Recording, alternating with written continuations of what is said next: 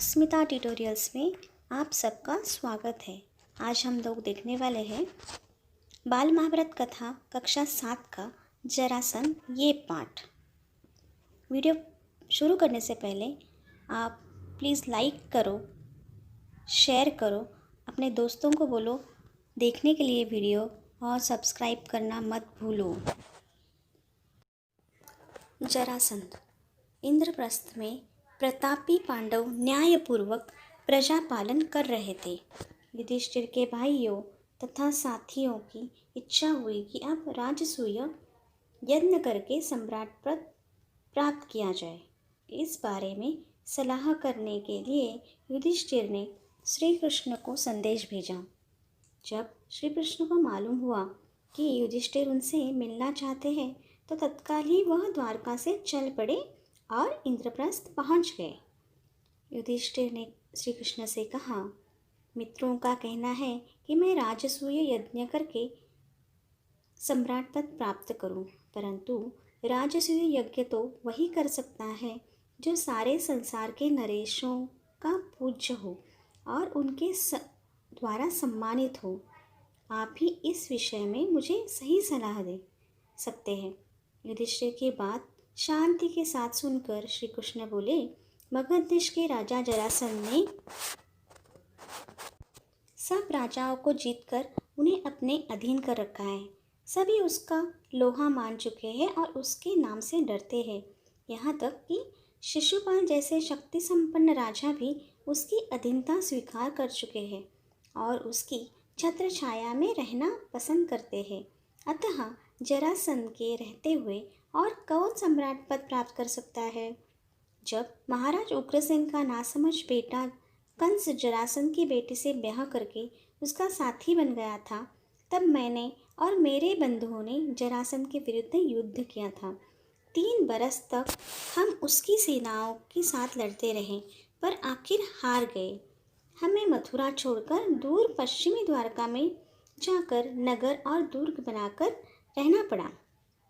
आपके साम्राज्याधीश होने में दुर्योधन और कर्ण को आपत्ति न भी हो, फिर भी जरासंध से इसकी आशा रखना बेकार है।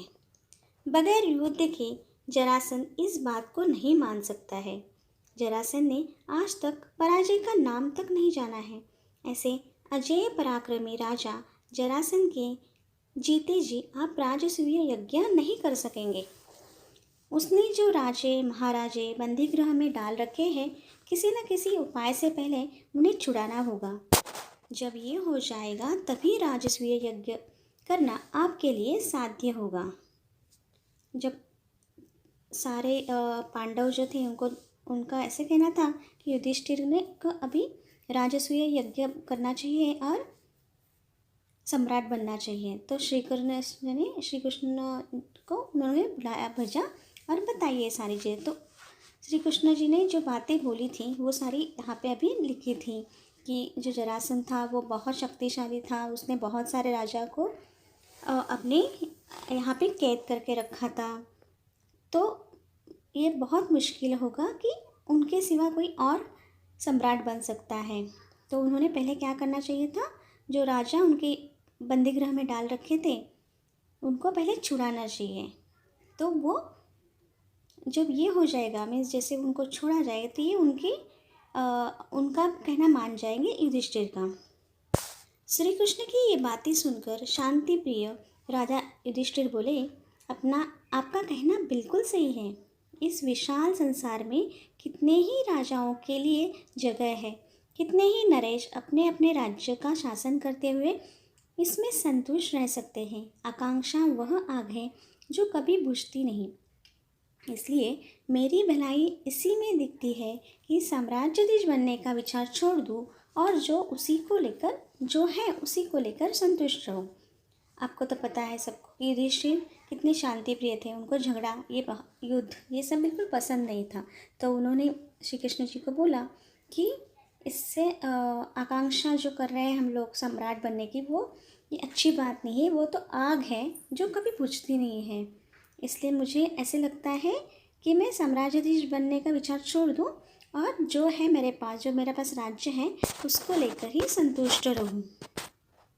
युधिष्ठिर की यह विनयशीलता भीमसेन को अच्छी न लगी। उसने कहा, श्री कृष्ण की नीति कुशलता, मेरा शारीरिक बल और अर्जुन का शौर्य एक साथ मिल जाने पर कौन सा ऐसा काम है जो हम नहीं कर सकते। यदि हम तीनों एक साथ चल पड़े तो जरासंध की शक्ति को चूर करके ही लौटेंगे। आप इस बात की शंका न करें। तो युधिष्ठिर की ये जो विनयशीलता थी कि मैं नहीं बनूंगा सम्राट, ये सुनकर भीमसेन ने बोला कि श्री कृष्ण जो है वो नीति कुशल है और भीम जी का शारीरिक बल तो सबको पता है, अर्जुन का शौर्य पता है, तो उसके आगे कोई टिक नहीं पाएगा और वो सारे जरासंध की जो शक्ति है उसको चूर करके ही वो लेट आएंगे। यह सुनकर श्री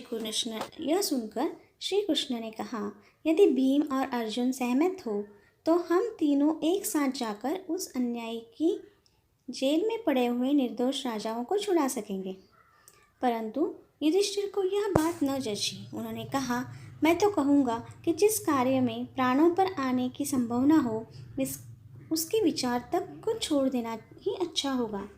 यह सुनकर वीर अर्जुन बोल उठा, यदि हम यशस्वी भरतवंश के संतान होकर भी कोई साहस का काम न करें तो धिक्कार है हमें और हमारे जीवन को।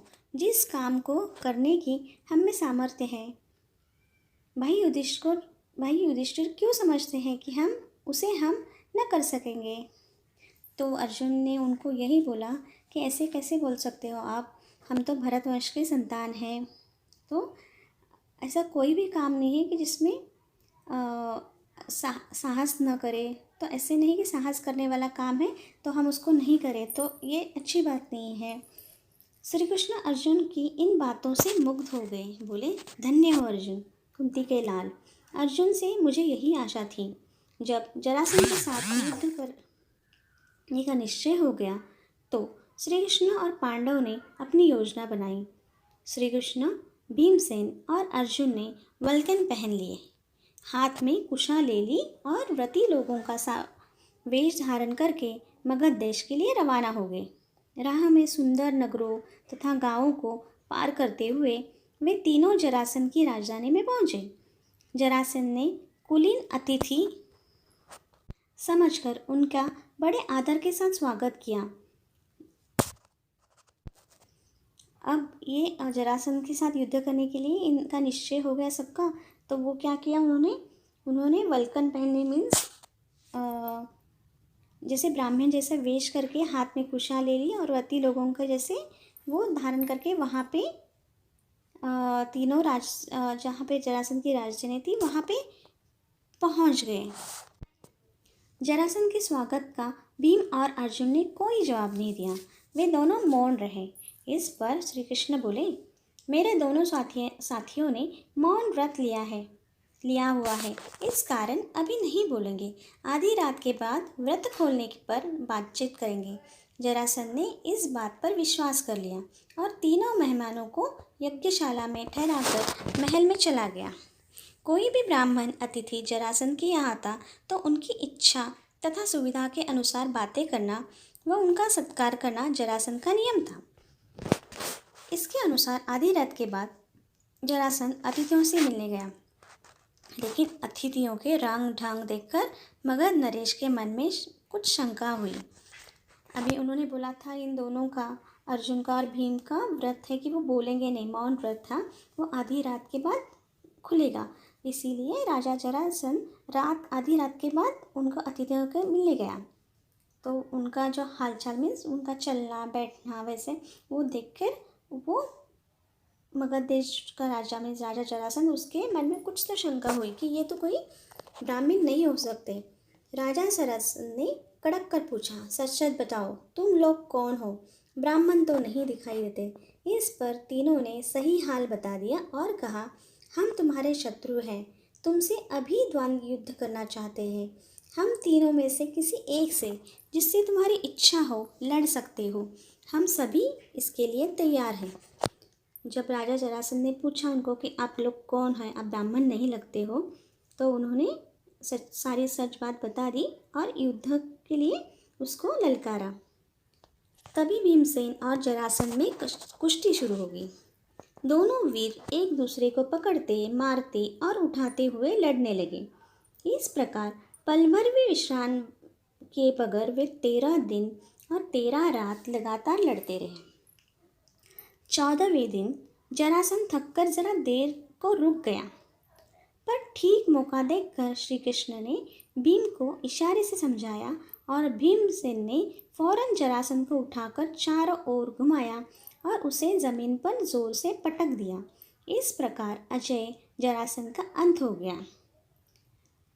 तो जो युद्ध हुआ था, कुश्ती हो रही थी भीमसेन और जरासंध, वो 13 दिन और 13 रात एक साथ कंटिन्यूसली वो मीन्स लगातार दोनों लड़ते रहे थे। लेकिन 14वें दिन क्या हुआ, जरासंध जरा थक गया तो वो रुक गया।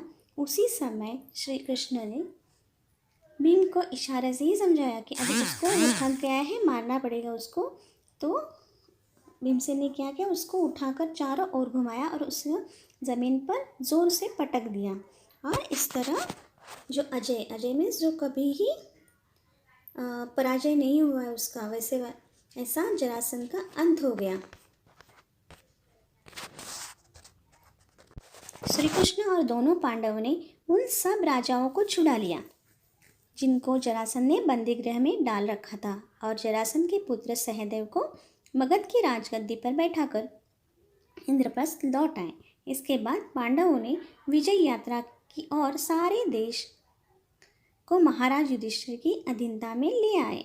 अभी ये युद्ध जो हुआ था, कुश्ती जो हो गई थी, उसके बाद जरासंध तो उसकी मृत्यु हो गई। तो श्री कृष्ण और दोनों पांडवों ने उन सब वहाँ पे जो राजा थे बंदीगृह में, उनको छुड़ा लिया और जरासंध का पुत्र था जिसका नाम था सहदेव, उसको राजगद्दी पर बिठाकर इंद्रप्रस्थ को लौटाए। जरासंध के वध के बाद पांडवों ने राजसूय यज्ञ किया। इसमें समस्त भारत के राजा आए हुए थे। जब अभ्यागत नरेशों को आदर सत्कार करने की बारी आई तो प्रश्न उठा कि अग्र पूजा किसकी हो। अग्र पूजा मीन्स पहली पूजा किसकी हो। सम्राट युधिष्ठिर ने इस बारे में पितामह भीष्म से सलाह ली। वृद्ध भीष्म ने कहा कि द्वारकाधीश श्री कृष्ण की पूजा पहले की जाए। युधिष्ठिर को ये बात पसंद आई। उन्होंने सहदेव को आज्ञा की वह श्री कृष्ण का पूजन करें। सहदेव ने विधिवत श्री कृष्ण की पूजा की। वासुदेव का इस प्रकार गौरवान्वित होना चेदी नरेश शिशुपाल को अच्छा नहीं लगा। वह एकाएक उठ खड़ा हुआ और ठहाका मारकर हंस पड़ा। सारी सभा की दृष्टि जब शिशुपाल की ओर गई तो वह ऊंचे स्वर में व्यंग से बोलने लगा। यह अन्याय की बात है कि एक मामूली से व्यक्ति को इस प्रकार गौरवान्वित किया जाता है। जब ये यज्ञ करना था तो उनको सबसे पहले अग्र पूजा करनी होती है, किसी एक का पूजा करनी होती है अग्र पूजा। तो पितामह भीष्म की सलाह से पितामह भीष्म ने बोला कि श्री कृष्ण की द्वारकाधीश श्री कृष्ण है, उनकी पूजा पहले करनी चाहिए। तो युधिष्ठिर ने बात मान ली और सहदेव को बोला कि अभी जो विधिवत श्री कृष्ण की पूजा की जाए। बट शिशुपाल को ये बात अच्छी नहीं लगी और वो व्यंग से बोले कि ये अन्याय की बात है कि एक मामूली व्यक्ति को इस प्रकार गौरव किया है उसका, कि उनको जो श्री कृष्ण थे उनको वो मामूली व्यक्ति बोल रहा था। युधिष्ठिर को ये आड़े हाथों लेने के बाद शिशुपाल सभा में उपस्थित राजाओं की ओर देखकर बोला, उपस्थित राजागण, जिस दुरात्मा ने कुचक्र रचकर वीर जरासंध को मरवा डाला, उसी की युधिष्ठिर ने अग्र पूजा की। इसके बाद उसे हम धर्मात्मा कैसे कह सकते हैं? उनमें हमारा विश्वास नहीं रहा। इस तरह शब्दबाणों की बौछार कर चुकने के बाद शिशुपाल दूसरे कुछ राजाओं को साथ लेकर सभा से निकल गया। तो वो शिशुपाल भी कुछ राजाओं को लेकर सभा से गुस्सा होकर बाहर निकल गए। उनको अच्छा नहीं लग रहा था कि कृष्ण की पूजा की जाए। राजा युधिष्ठिर नाराज हुए राजाओं के पीछे दौड़ गए और अनुनय और विनय करके उन्हें समझाने लगे। तो युधिष्ठिर भी उनके पीछे पीछे गए और उनको मनाने लगे कि फिर से और समझाने लगे। युधिष्ठिर के बहुत समझाने पर भी शिशुपाल नहीं माना। उसका हठ और घमंड बढ़ता गया। अंत में शिशुपाल और श्री कृष्ण में युद्ध छिड़ गया, जिसमें शिशुपाल मारा गया। राजसूय यज्ञ संपूर्ण हुआ और राजा युधिष्ठिर को राजाधिराज की पदवी प्राप्त हो गई। अंत में ये लोग मान नहीं रहे थे, राजा मान नहीं रहे थे, तो शिशुपाल और श्री कृष्ण शिशुपाल का बहुत घमंड बढ़ता गया और उसमें शिशुपाल और श्री कृष्ण में युद्ध छिड़ गया और उसी में ही शिशुपाल मारा गया और राजसूय यज्ञ उसके बाद संपूर्ण हुआ और राजा युधिष्ठिर को राजाधिराज की पदवी प्राप्त हो गई। कैसी लगी आपको ये कथा? अब नेक्स्ट वीडियो में हम इसके आगे की कथा देखेंगे। अगर आपको ये वीडियो अच्छा लगे तो प्लीज़ लाइक करना मत भूलो, शेयर करो, सब्सक्राइब करो और अपने दोस्तों को ये वीडियो देखने के लिए बोलो। Thank you.